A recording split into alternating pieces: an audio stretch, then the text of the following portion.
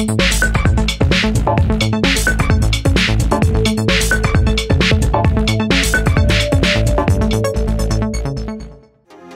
would you say is the most famous line in the history of space travel? Hi, I'm Dave Graveline. This is Into Tomorrow's This Week in Tech History. There are many memorable events that happened in this time frame in the world of tech, from the first footsteps on the moon to the end of the Space Shuttle program. It was a very busy week. We begin, though, with the first live international broadcast. Here's Chris. This week in 1962, the Telstar communications satellite relayed the first publicly transmitted live transatlantic television program featuring Walter Cronkite. Good evening, Europe. This is the North American continent live via AT&T Telstar, July 23rd, 1962, 3 p.m. Eastern Daylight Time in the East. The plain facts of electronic life are that Washington and the Kremlin are now no farther apart than the speed of light, at least technically. In 1968 this week, Robert Noyce, Andy Grove, and Gordon Moore incorporated Intel, a company they built on the production of the microprocessor, the component that has allowed computers to increase in speed and decrease in size.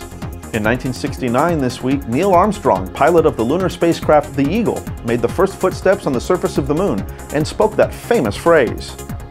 It's one small step for man, one giant leap for mankind. Oh, that looks beautiful.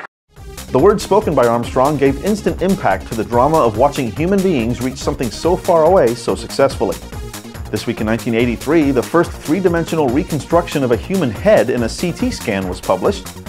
In 1997 this week, Apple Computer announced a new operating system for its Macintosh computers, OS 8, an important move at a time when Apple's upper-level management and profits were experiencing significant problems. The new operating system offered new features such as easier integration of the internet and a three-dimensional look.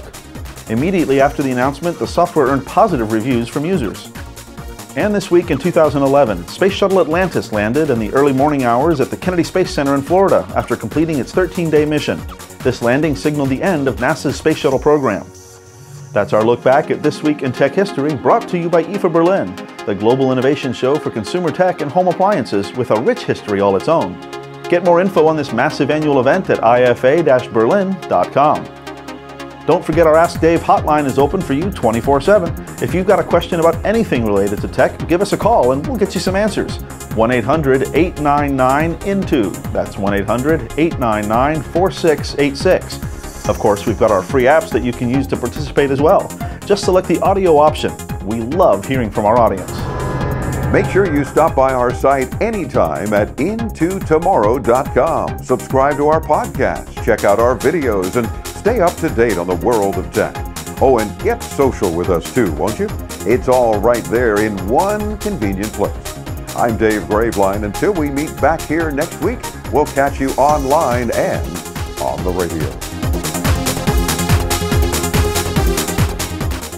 Here's Twith. Don't use that as a blooper. I may have just cursed in sign language.